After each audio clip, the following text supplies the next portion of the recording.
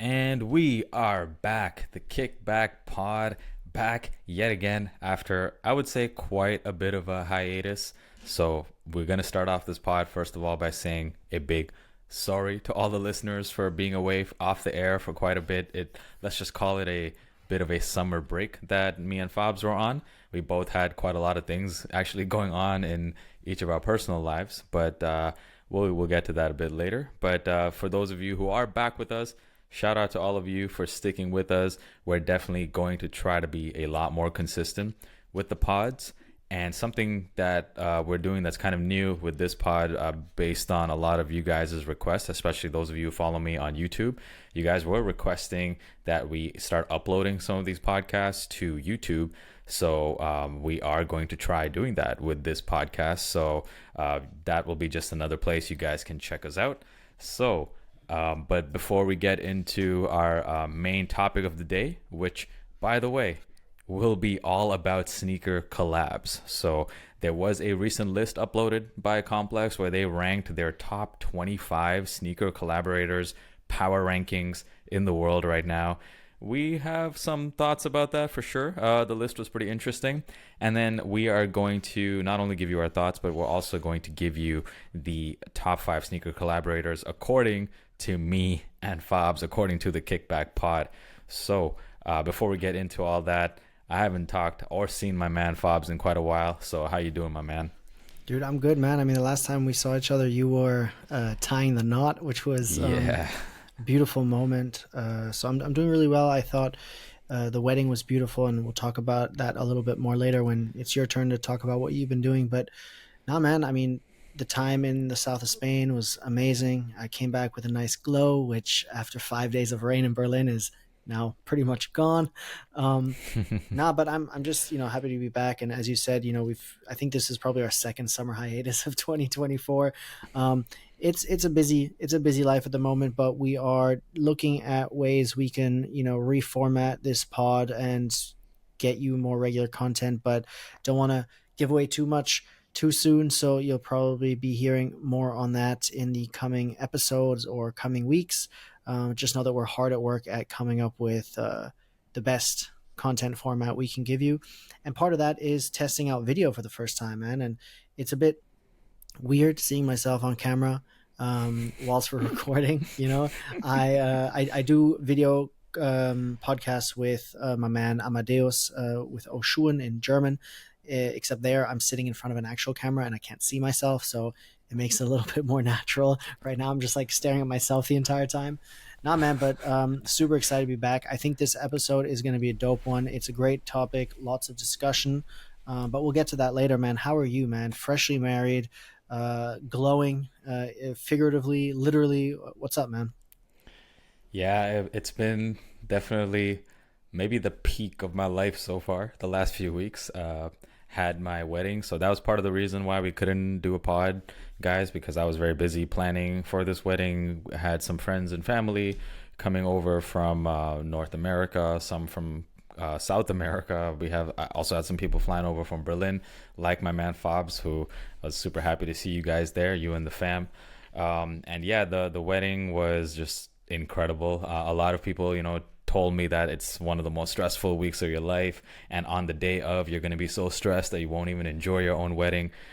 There were a lot of people warning me about it, but none of that happened. To be honest, it was like the most fun weekend of my whole life, just seeing all my closest friends and family all in one place. And I was just so happy. I was glowing all weekend, so happy to finally marry my longtime girlfriend, now my wife, Diana. Shout out to you. It was a beautiful wedding. Yeah, it was incredible. And I stayed in Spain for a little bit afterwards, checked out Marbella. Wow. I don't know if any listeners are listening from Marbella or have been to Marbella. I've never felt more poor in my life.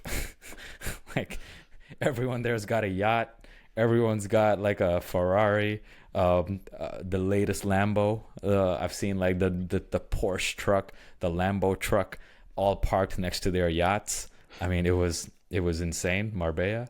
Checked out Porto, Portugal as well. Absolutely beautiful place. In case you guys have never been. And yeah, back in Berlin now. I kind of excited to just get back to work because I've just been kind of doing this wedding and enjoying the summer. So I'm back on my grind, back into work mode. Definitely, while this was all happening, the sneakers kept getting collected, kept getting delivered to my house. So I didn't miss out on any releases. And there were quite a few pickups as well. But first, we'll get into what we have been wearing lately. So, Fabs, why don't you start us off? Man, I mean, since we're doing video, I could have brought the shoe and showed it to the camera, but I totally forgot, totally blanked on that. But I've been wearing the Leaning Eric Ellington skate shoe, which is super comfortable. The best way to describe it, I mean, if you want, you can go Google it yourself. Eric I'm gonna Ellington like when I Leaning. edit this video, I'm going to put images of the shoe, so Ah, nice. no worries. Well, then you'll see it, but it's basically, it's almost like a more modern Club C. It's got translucent upper. It's all white. It's got Leaning's version of a boost midsole, and it's low profile. It's cool. It's almost like a mix between, yeah, like a Club C, a Vans type sneaker, and super comfortable. Kind of works with everything. Has a bit of a techie vibe. So that's what I've been rocking. It's become my go-to, and I've actually over the last couple of weeks really beat them to, not to death, but like they definitely look worn, man. What about you? Okay, I definitely gotta check those out for myself. In fact, I don't own any leanings, and if this one is your go-to shoe, then I think that speaks a lot. So I need to definitely check these out. It's a skate shoe nonetheless. Lately, so a sneaker that I would say like the most recent shoe that I've added to my personal collection has been the Clot Adidas Gazelles, and I actually did bring those with me. Oh, let me just grab them real quick. Okay, yeah, got them. Yeah, the Clot Adidas Gazelles. These beautiful shoes right here. So these are like nothing else I've really seen before. This shoe is a sneaker espadrille. That's what a lot of people were telling me. And to be honest, I didn't even know much about espadrilles. I've never worn an espadrille, and living in Germany and living in Canada, it was never really a type of footwear that I saw a lot of. So I didn't know much about it, to be honest. Like I barely knew what an espadrille was. That all changed actually when I went to Spain. So when I went to Spain, I tried going footwear shopping. I went to some of the biggest like department stores in Spain, like El Corte Inglés, for example. I go to the footwear section in El Corte Inglés, and it's like 50% espadrilles there. It's like that's all people like to wear there. I walk into Porto Banús in Marbella. People are all rocking the espadrilles right by the sea, right by the beach, and that's when I started to understand the whole vibe of espadrilles. And it really actually, I happened to be wearing these throughout my Spanish trip, and it really fit the vibe of being in a sunny place, a sunny European holiday. Like this shoe right here pretty much screams European summer vacation. It is a beautiful shoe. I really, really like the concept. I really like what Edison Chen did with this shoe. And when initial pictures came out of the shoe, I thought, wow, that's a nice colorway. And the midsole looks super interesting. But you really need to order the shoe and see it in hand to really appreciate all the little details, like the little beads on the three stripes. And from what I read, these were all hand sewn into the shoe. So there's tons of little beads here giving you the three stripes, and also the laces with these rope style laces. And the colorway. The colorway is super clean. It's so far actually become one of my absolute favorite pickups of the year. And from what I last saw, you can actually get these for retail on StockX. So definitely one of my favorite pickups, and something I've been wearing a lot of is the Clot Gazelles. Also picked up I'm going to call it a grail. That is the Foamposite CDGs, which recently released in that brand new colorway, which was this like mix of black and gray. And you guys have heard me talk about it before. It's that shoe. The black and white pairs have been like a grail of mine, but I've never really got them because the prices were just so expensive. And Nike did something we've never ever seen them do before. I was trying to think of if they've ever done this before, which was release a new colorway of a shoe, but drop the price by almost 50%, When has Nike ever done that? I Yeah, that was wild. Like, because it's still a CDG foam pause. It's still a CDG collaboration. Um, I Yeah. guess maybe the stock was, I don't know, was the stock a lot higher and they were just gambling on like No, it making more wasn't. money that In way? fact, the stock was actually a lot lower because it only released at one place. It only released at Dover Street Market. It was a Dover Street Market exclusive. Hmm. No sneakers release, anything like that. And surprisingly, the price was almost 50% lower. I was able to get it for retail. Very happy about that. And yeah, it's one of the sickest shoes to release this year. I actually like this colorway even more than the first two. The mix looks amazing on feet. So I've been definitely rocking that pair quite a lot. And two other pairs, these are not really sneak. Actually, no, one of them is a sneaker. But the shoes I wore for my wedding, which were a pair that I had my eyes on for a long time, and I knew for a very long time that these were the shoes I wanted to wear on my wedding. That was a pair of derbies from Jacques Mousse, and they're very bulbous. Yeah, like they don't look like normal derbies, which are a lot skinnier and much more narrow and pointy. This one is like a lot more bulbous looking, and I just really liked that look. And I really wanted that pair to go with the tux, the black tux that I wore on my wedding. So this was a pair that I'm like, I had my eyes on. I managed to actually even get them on sale. Pretty, very actually comfortable pair of dress shoes if you guys were in the market for something a bit more comfortable. So yeah, those were sick. Been wearing those, and the last pair has been my Margiela Gats, which I also took with me to Spain and Portugal. And it's a great shoe to have if you know you're going to be going out to some nice places at night, and you didn't really want to wear like dress shoes. I feel like the Margiela Gats are one of the few sneakers that you can wear to like a fancy establishment, and like you can walk in there, no questions asked. Everyone's gonna know, okay, yeah, this guy, he gets the nice table. so yeah, you walk in with the Gats, and it's just like a different vibe. So I love those. I'm gonna be dropping a video soon, actually, giving you guys the best alternatives to the Margiela Gats, which are a lot cheaper, and absolutely nobody will be able to tell the difference that they're not Margellas. So look out for that video soon. So that's been that's been what's heavy in the rotation lately, and moving into some latest pickups. Fabs, I'm gonna let you lead this one off as well. Man, I don't have that many actually. I've only got two for myself and then a couple for a friend of mine. Picked up the Amamanier threes, the black and what is Yes. that, like grayish purple pair, um, which super nice. I mean, the first ones are beautiful, but these ones are pretty close. I would say the first ones are definitely nicer, but the second ones are up there. And crazy thing is, I've seen them either like restock or just sit at a lot of retailers, at least in Germany. I keep getting like notifications that certain retailers, a few, Beeson, etc., still have them or have them again. Super super nice pair. Looking forward to undead stocking those. I haven't worn them yet. Um, then I got a pair of New Balance 990 V6s in that OG gray colorway. Haven't had a 990 V6 yet, so these are super dope. Shout out also to Moritz from Strick Studio and New Balance for sending me those. So that was actually a gifted pair. Very excited to pull those on. Kind of, just classics. And we've spoken about the 990 quite a lot on this pod. Those are my Um, daily beaters, man. Those have been my beaters for like the last like year and a half. Yo, they're good shoes, man. I mean, there's a reason why there's been six iterations, and all of them have kind of really resonated with people and fans of the series. Um, yeah, those were the two pickups for myself, and then I got two pairs of the Zalando Adidas SL72 SMUs. So basically, it's not a collaboration, but it's like a special colorway that's exclusive to Zalando. And actually, a really good friend of mine, Rihanna Matthews, she designed them with a colleague of mine, Freddie at Zalando, and they designed them together and released those. And I picked up two pairs for her. Using obviously my employee discount, and helping her secure the bag basically on those.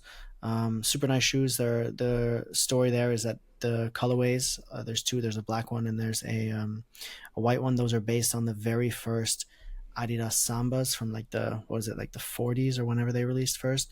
So they've taken that and put it on the SL72, which is kind of the sneaker of the moment for Adidas this year. Yeah, and those were my pickups. So two for myself and two for a very good friend of mine. Great pickups. One of yours, which was the Amamanier threes, I also picked them up. Shout out to German retailer Afu. So Yes. those were one of the stores you mentioned that were restocking these pairs. Pretty unbelievable to think about it, right? 2021, the white pair released. Um, Everyone called it sneaker of the year. Fast forward 3 years later, the black pair releases, and they're going for basically retail on StockX. And they're also sitting. I walked into sneakers and stuff today in Berlin. I saw the shoe there, also sitting in the shop. So pretty crazy. What, like 3 years later, what big of a difference the sneaker world is in right now. But yeah, I regardless of whether or not these sold out is irrelevant, because I was very happy to get these for retail, even though I'm not much of a threes guy.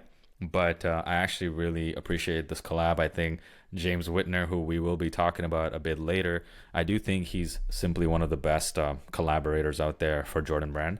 And just a great job with this. The tumble leather, really nice. I love the, with all the Ama Manier collabs, love the quilted details as well on the sock liner. So happy to get these for retail. That's been my first pickup. The other pickup is something I actually did something that I don't normally do, which is I bought a shoe off of StockX because normally I try to get everything for retail. I try not to pay resale, but I didn't really have much of a choice here because this pair was a North American exclusive. And hold on, let me just get it real quick. The prices are also really good for that pair on StockX, I saw. Yeah, they are very good. So that is this pair right here. It actually just arrived today, so I literally unboxed this shoe about half an hour before filming this podcast. So yeah, this is the Air Max 95 Toronto. So of course you guys know I am from Toronto. That's where I grew up, and it's really dope to see Toronto get a Nike collab. I mean, I see where all the details are. It's very hard to see this, but there is like a image of you can see like when the light reflects on it, there's like an image of the CN Tower on the heel of the shoe, and also the tokens that you use to get on the subway in Toronto. You can see that on the sock liner as well. Oh, sorry, not on the sock liner, on the insole. You can see an image of a combination of like a Nike logo and the TTC tokens on the insole, which I thought was pretty cool. And also the colorway is very much inspired by the colors you see on the CN Tower at nighttime. So I mean, it's just so cool to see Toronto get an Air Max 95. Unfortunately, the pair I bought from StockX, it didn't come with the Toronto exclusive box, which is what I really wanted. That box was amazing. So unfortunately, the pair I got was from the North American release, not from the Toronto release. But I'm still happy that I paid not that much for these. I paid like 250 euros for these, which is not that much above retail. But yeah, this has been a pair that I had obviously knew I absolutely needed to get. So that's my second pickup. Also picked up, I mean, some clothing items. I picked up the Supreme and Tyler, the Creator collab on that I guess the box logo shirt of I got the brown colorway. Actually, I'm wearing it right now. The brown Supreme and Tyler shirt, and a shirt that I also picked up, which I'm even more excited about, was the Levi's and Jound collab. They did like a shirt with this image of like a horse with like laser eyes, which I thought was just so cool, and it looks super hard. So I picked up the Jound one as well. And lastly, I also picked up for personal use the Jordan 4 Nigel Sylvester, the recently released gray colorway. I actually also picked up the green one, but I ended up selling it after I did a review for the pair because I looked at the prices and I'm like, all right, you guys want to pay 500 plus for this sneaker? Go ahead. Here you go. I ended up selling that because I knew there was going to be other colorways dropping. So, and I was right. This gray pair that dropped, I got it for retail. So, and in my opinion, I actually like this gray pair even more because the swoosh on it is done in like a red color, which I think really pops on the shoe. And it's my favorite of the two colorways. So that's my other pickup. I know you've been also looking for a pair of those Jordan 4 Nigels, right? Yeah, man. missed out on both of them, both colorways when they dropped. I know that there's a couple of like GR versions of that come pretty close, right? There's like a dark gray one, and then there's also a green one. It's a bit of a different green, so I'm debating whether to pick those up or pick the Nigels up. I really just like that it says Bike Air on the back, which is pretty dope. So might have to do what you did and dip into StockX. I think the prices for both are okay. Not the Um, green one. The green one, the prices are pretty substantial. yeah, yeah, true. The green one you're paying at least 100 over retail, but like the gray one should be gettable at even below retail. I think. I looked at my size earlier today, but yeah, we'll see. We'll see if I dip into that market or if I save my coin for something else for some retail drops. But yeah, man. I mean, as always, you have a very nice selection of pickups, a nice variation as well, especially with some of the Supreme and Jound Levi's pieces in there. Shall we Yeah. move on to the main event of the evening? Yeah, yeah. So our big topic, the kind of the inspiration for this episode came from a recent list which was posted by Complex. Maybe we will leave a link to the article in the show notes. But it's essentially a power ranking of, according to Complex, who they believe are currently the top 25 best, or in their words, the top 25 most powerful collaborators in sneakers. I don't know what powerful means here exactly, but this is their list.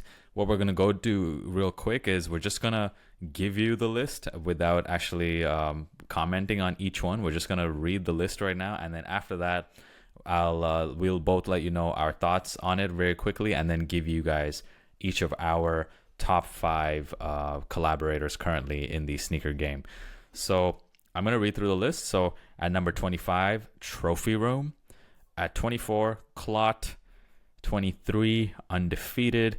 22, we got J Tips. At 21, Fear of God. At 20, Pata. 19, we got Concepts. At number 18, we have Nina Chanel Abney. At number 17, we got UK streetwear brand Cortez. Number 16, we got Stussy. At 15, Union. 14, we have Supreme. At number 13, there's J Balvin. At 12, we got Jound. Then comes Action Bronson. Moving to the top 10, we have Comme des Garçons at number 10. Wales Bonner at 9. Salehi at 8. Cactus Plant Flea Market at number 7. And Bad Bunny at number 6. And going into the top 5 here, we got Teddy Santis at number 5. James Whitner at number 4. Joe Freshgoods at 3. Ronnie Feig at number 2. And at number 1, yeah, you probably already guessed it, we got Travis Scott at number 1 on the Complex Sneaker Collaborator Power Rankings. So pretty big list. So shout out to them for actually doing 25 and not like a top 5 like us. But yeah, definitely we got some thoughts here. But Fabs, I'll let you give us your thoughts first. Yeah, I mean, we're gonna finish with a top five, but our top five is informed in part by this top 25, and I think Complex actually did quite a good job because if you look at these 25 names, it's pretty accurate in terms of who is on there, right? Like, I'm not talking about the order, but if you're looking at just the names that are on this list, if you're looking at the 25 names in no particular order, and again, also taking into account that this is very subjective, Complex has said that it is a subjective list, and they know that not everyone will agree, and people will argue, and people will tell them that they're wrong or that they're right or that they have a much better list, which is basically what we're doing here. But I think these lists are fun. I mean, it's part of sneaker culture. It's part of sharing opinions, starting discourse, and just kind of discussing and maybe coming up with new perspectives or learning about new names and people through these kinds of conversations. But I think Complex, you've done a really good job here. 25 names, pretty solid. I'd say you could probably argue, here and there about some being maybe too high, a little bit too low. I would say the only big snub that I see here is Kiko Kostadinov being left off. I think the work that he does with ASICS in house, and as well as with all of his collaborations in the past. I mean, I know he hasn't had a proper collaboration in a while. He's had a hand in a lot of their in-house models and some of the the Kiko line basically at ASICS, which isn't really branded under his name, just like Teddy Santis does the Made in USA. So I feel like if Teddy Santis is on there, and I know he has Aim Leon Dor, but if he's on there, then Kiko definitely deserves to be on there, especially in the top 25. So I would say that's probably the one issue that I have with this list. I guess if we went into like things that I disagreed with a little bit, I would say that in my opinion, Travis is probably not number one anymore. Maybe not Hmm. even top three. He'd probably be top 10 to top 5 in my opinion. Obviously the stuff that he does still sells out, still gets people excited, but there's nothing new apart from his own shoe, which kind of flopped in a way, right? So like if you're looking at the Jordans he does, sure, but anything else, has it been that exciting? Not really. So you could argue here that he's maybe not on the top of this list, especially if you ask some other people. I would say Stussy and Supreme are a little bit too high as well. I haven't been impressed by Supreme sneaker collaborations in quite some time. Um, I would say Stussy similar there. They've had a few big ones over the last 5 years, but I'd say in the last couple years, I don't really know. I can't really remember anything that was so crazy. Maybe the Air Force Ones, but were those were before 2 years ago, weren't they? Um, so yeah, I'd say those are maybe a little bit too high. Action Bronson could be a little bit lower on the list, lower in the sense that he is better than his placing suggests. I think that he's super underrated. A lot of his projects are really really cool. There's a lot of thought behind all of the colorways. And Action Bronson, I mean, he's just such a funny guy, such a great character, such a likable guy, I would say as well. So I'd say that he's definitely underrated here. Um, then when it comes to like the women on this list, I think that maybe there could have been more consideration put into the female sneaker collaborators. Nina, Chanel, Abby. I don't know. I mean, what does she have? Like one big sneaker, the Jordan I think 4? I mean, to my knowledge, she's got like one collab, which was those Yeah. green Jordans and the green Jordan 3s, right? Yeah, Jordan threes, Um, exactly. Sorry, not the fours, the threes. And so, like, yeah, they were okay, but were they that great? I don't know. but What like, about how can you you and just have Ambush, one? right?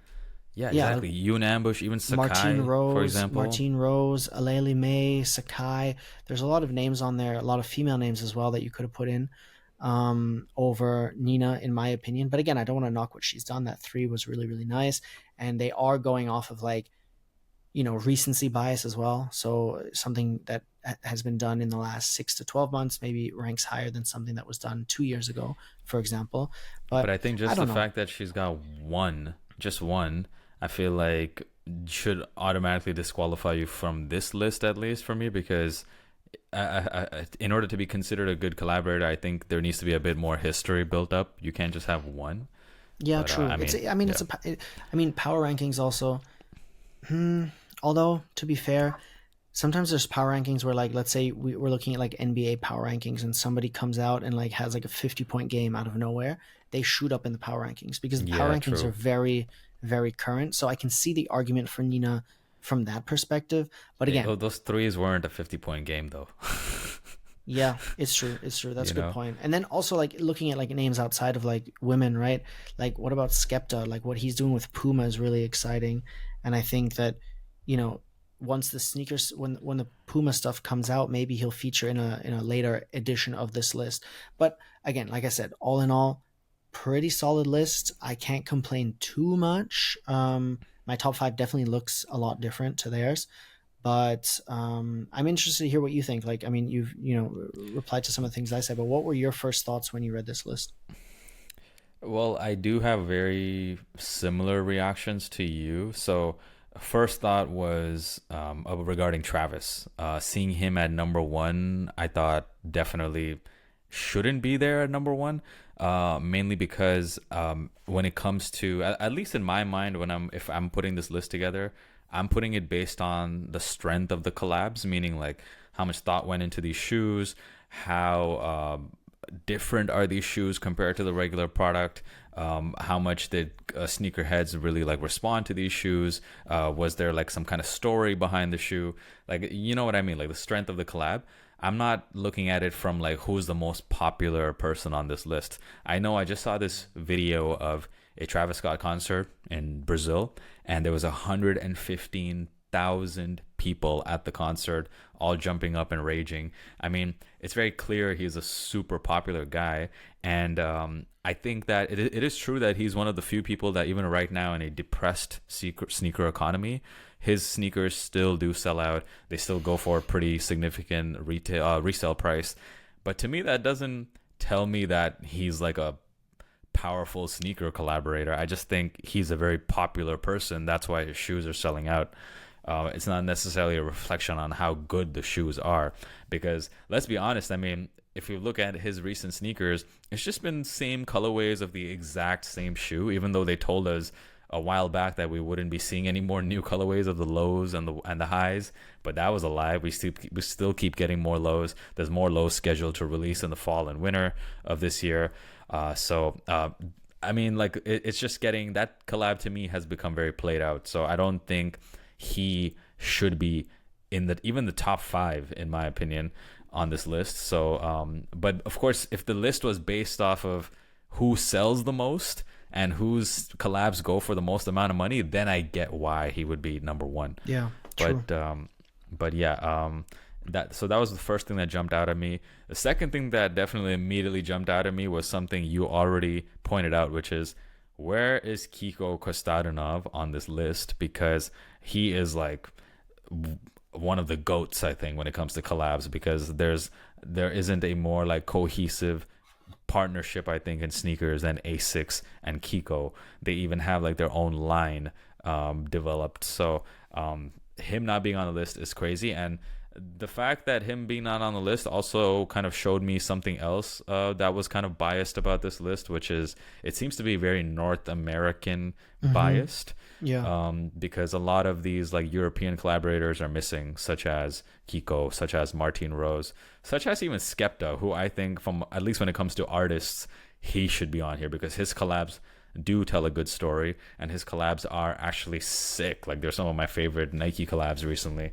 Yep. So there seems to be a very much like a North American bias here, which kind of makes sense. Complex is a North American publication. But yeah, I mean, and the last thing which I wanted to point out was I did think Joe Fresh Goods was very, very high on this list. True. Because one thing I do like about Joe Fresh collabs is that he was ranked number 3 on this list, and he is one of the best, I think, when it comes to storytelling with his collabs. I think one of the best out there right now. But I do think that there's only so much you can do with storytelling. At the end of the day, you got to put out a good product as well. And I just feel like a lot of his collabs lately have really missed. I feel like he has a lot more misses than hits. So, yeah, I mean, that's the reason why a lot of the Joe Fresh collabs don't even sell out. They don't go for much resale value. And I think that has to do with because people aren't really, they're liking the story, but the finished product is not really hitting as hard. So there's got to be a good balance between the two, the storytelling and a nice product. So that's why I feel like he's a bit high on the list for me. But yeah, those are really my main I guess disagreements with the list. But overall, I think, yeah, it is pretty solid in terms of like including the right names. I think they did a good job here of trying to include most of the best ones. But yeah, let's get into like our individual top fives. How should we do it? Like, should we do like because when I came up with my top 5 list, I didn't really rank them. I kind of just thought of like, what are my best 5?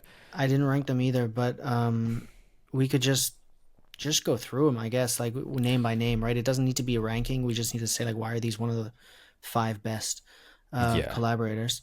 And I can kick us off with my first pick, which I kind of cheated here and I put 2 names down, or 4 names technically. But my first pick is Teddy Santis and Ronnie Feig, and I put them both under the same point because I find them very, very similar. You know, both have their own brands. Kith, Aimee Ondor. Both have worked extensively with New Balance. Ronnie Feig, obviously, a lot more with Asics and Nike and other brands as well, Adidas. Um, but I find, they're very, very good friends, and they've both had similar trajectories in the fashion industry. They're both very much focused on the holistic collections, not just sneakers, but everything else. Kith has just released an amazing campaign and collection with Giorgio Armani, showing that Kith is more than just sneakers and has evolved from being like a hypebeast brand to being like a legit force in the industry. And I think both of them are great for different reasons. Teddy just has his eye on what are the colors, what are the materials, what are the compositions that people want right now, that are trending, that fit with what people are wearing as well. Because I think oftentimes sneaker collaborations are just kind of like, boom, this is inspired by, I don't know, Gundam style, or like Gangnam style, or like this is inspired by like whatever, like fucking elephants and tigers and whatever, right? And Teddy, I feel like, is like, nah, you know what? Like, these colors are just dope because they're the palette of the season, and this is what people are wearing. And it's going to look good. And Ronnie is very much the same with his sneakers. They're all really, really nice. But then on the other hand, he's got a lot of sneakers that also have a lot of storytelling and a lot of color blocking that are symbolic of certain things. So yeah, I think they're both great, and they're my first pick of my five, basically. Yeah, you kind of took one of my five. So, and I didn't have Teddy on there, but I did have Ronnie Feig. I mean, the reasons are really obvious. It's all about the history here. And I know this is kind of like a power ranking list. So we're supposed to talk about who is currently one of the best sneaker collaborators. But I actually think even currently he's one of the best collaborators. If you look at like the Kith kind of Monday program they have, where they release like a new, not collab, but like they release something new pretty much every Monday. And I feel like Ronnie is dropping almost like a sneaker collab a week at this point. There's so much fire coming from Kith. If you just think about recently what they've done, like me personally, I'm not a comic book guy at all, but that recent like Marvel pack on the A6, I mean, those shoes looked sick, and all the extras that come with those shoes. I even like enter the raffle for them, even though I don't even really care about Marvel that much. But they were pretty sick looking shoes.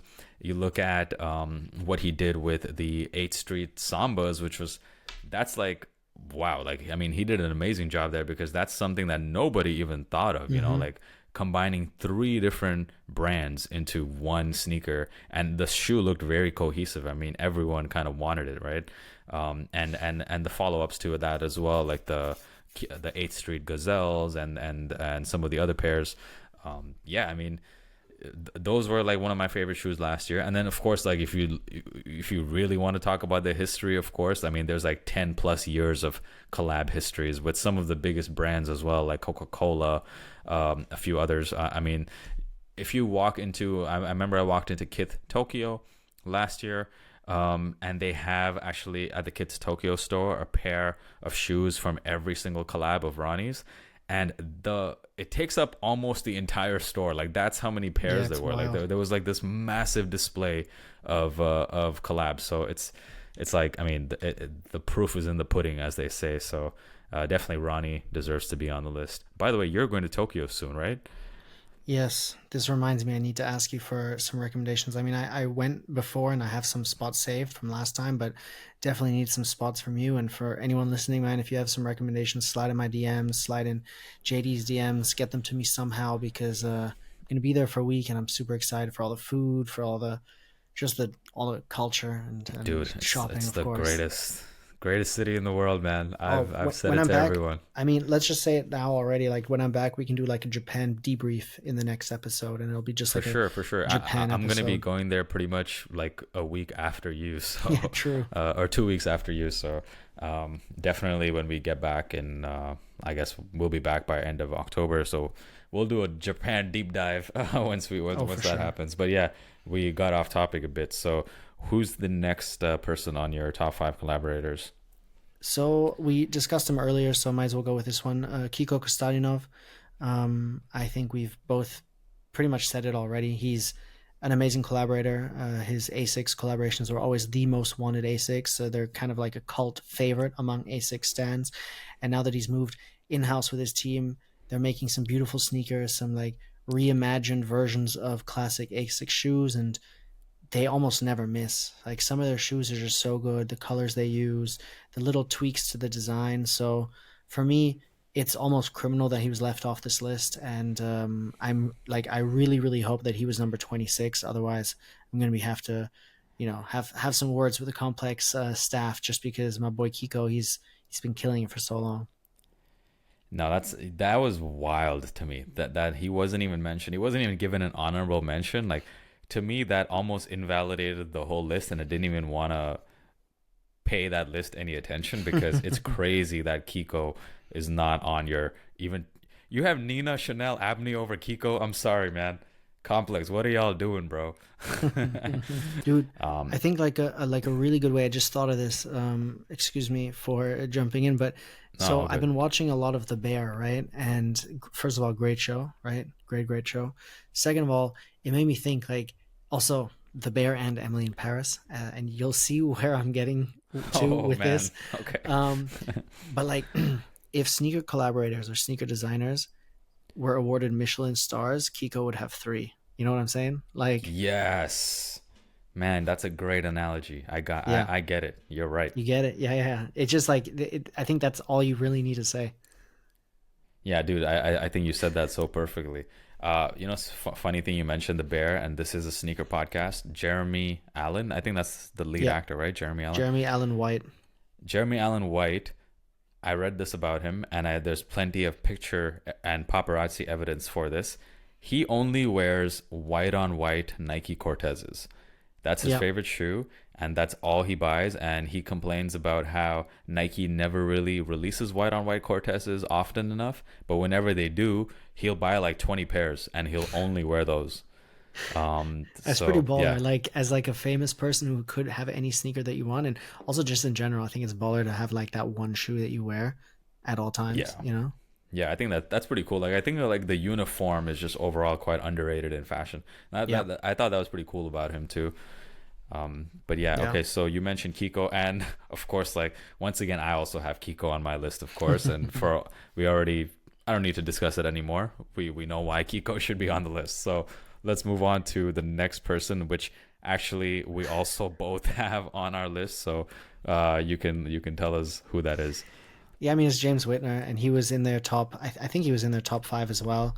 Um, I believe, right? Let me Yeah, look he was where number he four. is.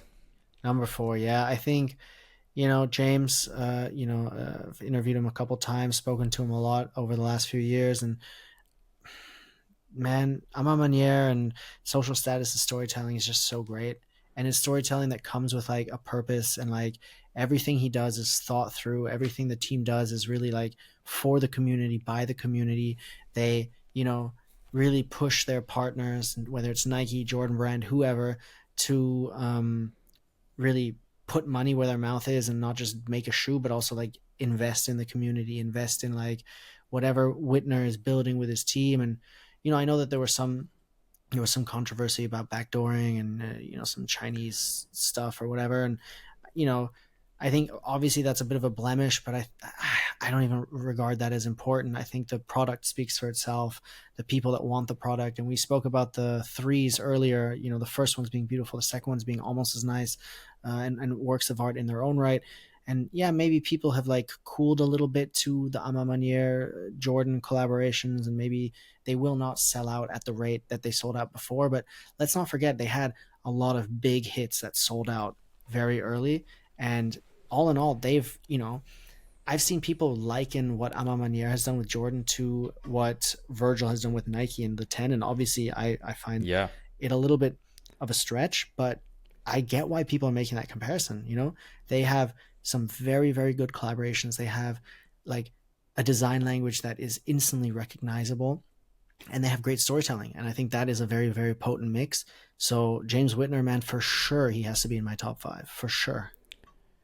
I think for me it's like easy that James Whitner is the best Jordan collaborator right now. Even though I know his recent Jordan 3 didn't sell out. Actually, it did sell out in North America, just not in Europe. But I don't think that's a reflection of like a decline in Ama Manier or anything like that, because, like you said, his shoes have a clear design language. They have great storytelling. And if you look at what he's doing this year, I mean, this is just the first of many upcoming Ama Maniers. There's like a really nice cream colored pair of fours, which you'll be getting. I'm sure you're gonna be trying to get those. Oh, yeah.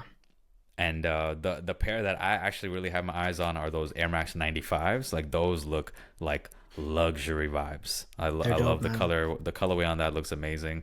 Also, the Air Force One looks kind of nice. Very a luxury aesthetic as well. There's also a Jordan 39, I believe, dropping.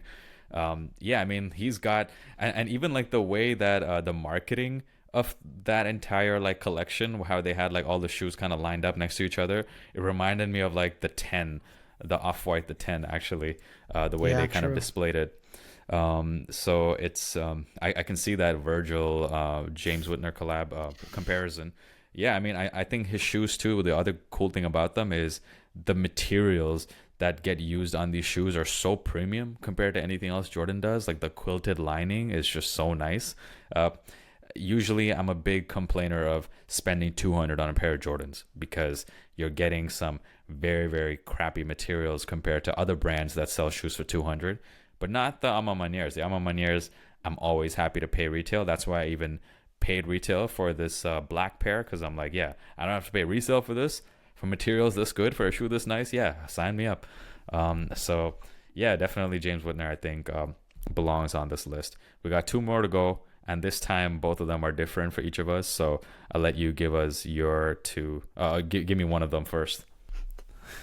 Man, I was like daydreaming about those 95s, those fours. Like I technically had the other fours, and then I mean, it's a long story, but I don't have them anymore, and I never even got my hands on them. So I definitely need those fours.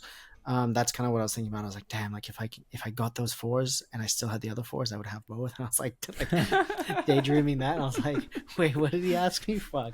Um, nah. So my next pick in the top five is representative of like the new age kind of sneakerhead, the new age collaborator, the new age, I guess streetwear icon. And so I put Cortez in my top five because I think that what Cortez has done with the kids, and I say kids like I mean, I am not a kid anymore, but like I feel kind of like a kid when it comes to streetwear and sneaker stuff. You can wear What Cortez? Cortez, man. No, I'm not saying I couldn't wear it. I just like I don't think I would be that guy that's like running after like these coordinates, like Oh, running no, through the no, city no. or I jumping tried on a doing that. bike. I did it in London. Almost like tore my ACL. I'm not gonna do that again. Not exactly. So I'd say like it's it's dope. It's dope to watch. I think they're doing cool things, and I think you see it like the youth, the younger generation, the younger consumers are really responding to it in a great way. And so far, they haven't done much in ways of sneakers, but they've always got their finger on the pulse. I really like the release they did in Cologne. It was for the Euros where they had that Germany jersey, like that Cortez style, like what was it, like 94 or like 86 jersey, um, which was really cool, with like Cortez on it instead of the German national team and stuff like That that. was fire. Uh, I wish I they got did that. it. I think they did it for Colombia and stuff like that. Yeah, it was super cool. They did a pop up in Cologne. Why Cologne, man? It should have been Berlin or Munich or something like that. But I think yeah, because I'm a it's the big. closest city to London. Maybe they were like, yeah, fuck, how do we We like don't want to drive to travel all the Germany? And then way. they were just like, all right, what's the next big city? Ah, okay, Cologne, let's do it here. Was it Cologne? It was, or maybe it was in Dusseldorf. It was No, it actually in was, yeah, it was Dusseldorf. Dusseldorf. It wasn't Cologne. Yeah, which makes it even weirder, right? But anyway, but that's the thing. It's cool, right? Like they do it in some random ass, not random ass, but like random to like people who only know the big cities ass city. And man, it went off. And I think I'd like to see Cortez do more sneakers. I think that they have this energy that has been, maybe sorely missed at some of the other bigger streetwear brands because once you're established, once you're supreme, once you're stussy, you kind of move differently. You're a little bit more corporate. You've got your other different processes, and you're looking at like the balance sheets. Whereas Cortez is like, yeah, fuck it, we're gonna do it because it's cool, whether it makes money or not. And I mean, most of the time it makes money. So yeah, Cortez for me it definitely needs to be in there just because it's representative of like the younger generation, like what's next. Yeah. Yeah, definitely. So I'll move into my top two. I agree with Cortez, even though I would have liked to see a bit more history from them. I know they've kind of actually wait they've had three pairs now. I thought they only had one, but they actually had three different Yeah, colorways, which all have been a hit. So yeah, I agree. I think they should be very high on the list. For me, a collaborator that should be in the top five right now is Wales Bonner. And I say that for many reasons. So we know that, the Adidas kind of hype train has been in full force now for maybe the last 2.5, I would say almost 3 years. And even though Wales Bonner did have collabs with Adidas prior, I do think that pair that dropped a couple of years ago, which was the green and cream pair, I really do feel like when we look back, that's one of the most like monumental collabs in the sneaker world, and it doesn't get enough credit in the last few years because I feel like that was kind of like a turning point for people's sneaker or people's taste in sneakers, because after that Adidas started becoming a lot more popular.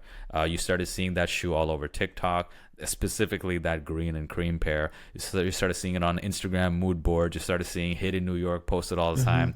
And then the word started really spreading on who's Wales Bonner, who's Grace Wales Bonner. In fact, actually, a lot of people were even surprised to find out that she was a woman in the Yeah, first place. exactly.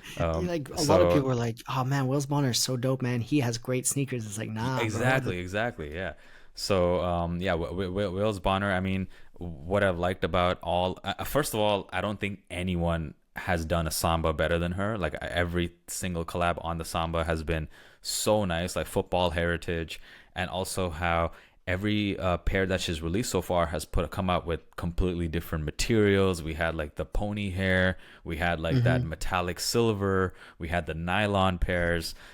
They're always pushing the boundary. There was also that black pair with the different studs on it. So there's always like a different material, a different, totally different like vision for each drop. And I think like we've continued to see the sambas in ways we've never seen it before, and it's really continued to, I think, push that samba hype for the last few years. And I feel like Wales Bonner has been kind of like the driving force behind Adidas's rise in popularity, and for that reason, I think she belongs in the top five For sure. currently, if we're doing current rankings. Yeah, I Yeah, think so so. that's my take. Where's Wales Bonner on the actual list? Nine. Okay, so Nine, they put yeah. they put her in the top 10, which I think is, obviously, again, it's subjective, right? But I think putting her in top 10 is a statement. I think putting her in top five is also very warranted. I agree with you that she's done some great things and has, really elevated the Adidas collaboration game. Yeah, like a lot of the collaborations are very high fashion, they're very like luxurious. And Hmm. I mean, the pony hair one, just every time I see that one, I'm just like, whew, that's a nice shoe. That's a Yeah, nice I shoe. just wore mine today, man. I Oh, went to the office today. I wore that shoe, got compliments as usual. I love those leopard pony hair sambas. bro. Uh, one of my favorite Dude, shoes, man. one Love like those. honestly will go down as one of the best shoes of the last 10 years. I think so. I think so. Like that entire pony hair pack, like even the black one, I think that's like the best black and white samba to release. Hmm. You can wear it every day, but it has like those aren't like some regular samba. Those are some like, oh damn, those are nice. Like they pop, even though they're just black and white, they pop. Yeah. Yeah. You know? No, good Yeah. pick, man. I think so far both of our top fours, right, has been very, very strong for very different reasons. I mean, we've had three overlaps as well out of the four names that we've talked about, which just shows like how in sync we are this time. Sometimes Yeah. it's when we're picking sneakers, it's a different story, but it's funny to see that this time we're very, very aligned with, we did these top five picks without each other kind of knowing. We picked them just based on like what we thought we wanted to do. But yeah, so coming to my last pick of the top five, where Cortez was like representative, like new school, I had to go with old school here, and I went with Pata from Amsterdam, from the Netherlands. They just celebrated 20 years. They were founded in 2004. They've had so many hits since then. I think their, wave Air Max 1 ushered in a new era of Pata hype.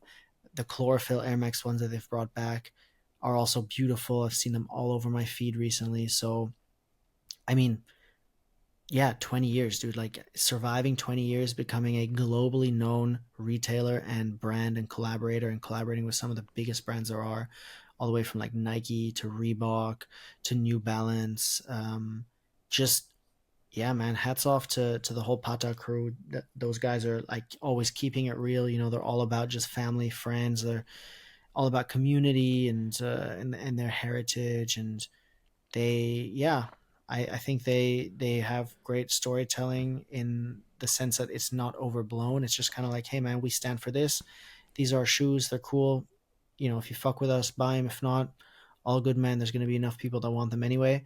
And I really respect that vibe. I really respect that outlook. And I mean, I really respect the work because the shoes have been pretty much hits all around. You know what I mean? For sure, for sure. Like their batting average is very very high. Like Mm-hmm. Shohei Ohtani high. Like these guys have been knocking it out of the park. That recent chlorophyll pair. Yeah. Yeah, like I feel like the people who don't know much about like sneaker history and all that probably look at that like, oh, that looks like a pair of green Air Maxes, but actually no, like the details are so nice, the denim materials, and yeah, like the history of that shoe released back in '09, one of the most grail sneakers, and yeah, it was perfect pair to bring back for their 20th anniversary. And yeah, I mean these guys have, I feel like anything they do with Nike or New Balance, it's pretty much all hits. Yep. Great colorway choices always. Yeah, definitely. Pata even on the list? Oh yeah, there was number. They were number 20. Okay, I feel like they Yeah, should be yeah, they were higher they than were on the 20. list, but exactly, yeah, I was thinking they should be a little bit higher in the rankings too. Yeah, for sure. So the last one on my list. So um, my thinking was, of course, like power rankings, meaning like right now who I think is putting out the best collabs. So this is very much representative of like what's going on right now, because I don't really think the history is necessarily that amazing. And I'm actually speaking of Clot here. So I think Clot right now, ever since Edison Chen moved over to Adidas, I don't know what happened. Like I feel like he's got like a whole new like lease on life or something, because he really stepped up his collab game since moving from Nike to Adidas. If you look at some of his previous Nike collabs, they haven't really been hitting. A lot of them actually didn't even sell out. But since coming to Adidas, he's put out now two shoes, different colorways of each. First was the Superstars, which came with that crazy like platform bottom. It was kind of like a dress shoe kind of take on the Superstar, but not just any dress shoe, more like a loud dress shoe, which people were definitely super into. Like the first pair, the white ones, sold out immediately, going for very high resale prices, almost like double what the retail was. Then the black pair that released after that also sold out very fast, and it's not just like the shoe is popular with girls or popular with guys. Like every single size sells out. Like it's a shoe that everyone was like, wow, we've never seen a Superstar in that form before. And it's exactly the same story with his most recent collab, which is the Gazelles. What I appreciate about both these collabs is that like he took a shoe everyone's really familiar with, classic Adidas models, completely transformed them, totally transformed them, like in ways that we weren't even imagining before, like converting the Gazelle into an espadrille. I mean, who was even thinking of that, and he did such a great job. Like the details on this espadrille, like I was saying at the start of this pod, like the little beads, the material choices, the bottoms too, and it's surprisingly a comfortable shoe because they put a pretty nice insole in there. Yeah, I mean, like I'm very impressed with this collab, and just his vision ever since moving to Adidas, the way he's been transforming these sneakers. I'm very impressed with. So I had to. I guess it's all subjective at the end of the day, but for me, he's right now like quite a strong collaborator ever since moving to Adidas. Dude, I think I agree with everything you said except for one thing. I need to disagree with one thing, which is when you said that their history was not that strong. Man, Clot has some big shoes. They've got Yeah, a yeah, okay, number yeah, of okay, Air I take Force that back. Ones. They've got a number of Air Force Ones that are like with the scratch off silk top, That's true. like Yeah, super the dope. blue ones. Yeah, and then the Air Max ones that were see through, right? Like the cloth. Yeah, yeah, There's like massage ones, the ones that they the massage ones. re-released. You Yeah, know what? Like the OGs, those were hot. And then they've got like um the Air Jordan, what is it, 14 low, which was, I would say, like, yeah, a bit of a hit or miss, depending on who you're talking to. But I thought it was a super nice shoe. The terracotta 13 low, sorry, which was just really nice. So yeah. I was they've got some hits back in the day. I think there was a long time where nothing came from Clot, or not a lot of great things. You're right there. I would say like exactly. Yeah, the very old stuff and the very new stuff is very on point. So definitely with you there. I do like a lot of their new stuff with Adidas. It seems a lot more like high fashion luxury as well, a oh yeah, little there bit. was also this other pair that they've done with Adidas, which I think was a regional exclusive, which was like the Sambas that they were done with Caroline who I think, Mm-hmm. and they have like this weird like kind of textured upper, which you've never like a flaky kind of upper. It looks like like a croissant samba or something like that, you know? It's like it's got this like flaky upper which we've never really seen before. That was also like wow. I'm like damn. I haven't seen that on a samba. Like it's yeah, he's been killing it since moving to Adidas. But yeah, like I agree. They've had like if you go back to their old history, tons of good stuff there for Nike. But I was just thinking more recently, you know, they had that like that dunk, that shiny silver one, which wasn't that great, Yeah. and also the one I think they put out like a collab with Sakai too on one of the waffles, which Yeah, was like kind of they like took a the meh colorway from the colorway. Air Max One and put it on the waffle racer, Yeah, whatever it's it was called. kind of Eh, mid. it was okay. Yeah, Yeah, it was mid. It was like, if you like it, you like it, but it wasn't like the greatest shoe to come out that week or whatever. yeah, Um, exactly. but man, I think we got a really good list. Let's just go through it again for anyone who lost track. And I'll go through like the ones that we both had. So we both had Ronnie Feig, and then I had Teddy Santis attached to Ronnie Feig. We both had Kiko Kostadinov. We both had James Whitner. So those were our three common ones. Um, then I had Cortez and Pata, and Josh had Wales Bonner and Clot. So I think those, what is that? Three, four, five, six, seven total names. Pretty solid, man. I would not argue against that being like a top 10, you know? Yeah, I think so. I think so. I feel like we should provide input to Complex next time. Complex, like if you guys are listening or watching, like definitely reach out to us next time you come up with this list. Bro, give us a guest feature next time. We'll do a little byline action, give you some of our thoughts. But yeah, that wraps up the main topic for today. And as always, we are gonna jump into the upcoming sneakers. There are Yeah, we got some. This is like a crazy week for sneakers, actually. A lot of heat dropping this coming week. September the 19th, which is a Thursday, we have the Kobe 9 Elite lows dropping. The Kobe line just continuing to put out heat for Nike. But the shoe that I'm a lot more interested, I don't know if even know if we should call this a shoe, but on September 19th, we finally have the first pair of the New Balance 1906 L, I believe it's called, the loafers, or some people are calling it the snowfer at this point. And the gray colorway is releasing. Not my favorite colorway, I have to say, of the snowfer. I'm more excited for like the all black and like that Joe Fresh Goods, like that burgundy one. I think looks amazing, but I will definitely pick this up because I just want to know about the sizing. So just to help you guys out too, everyone listening in, I'm gonna try getting this and give you guys some good sizing advice. So that's releasing on the 19th. On the 20th, we have the SB Dunk Low with Verdi, who is the Japanese artist.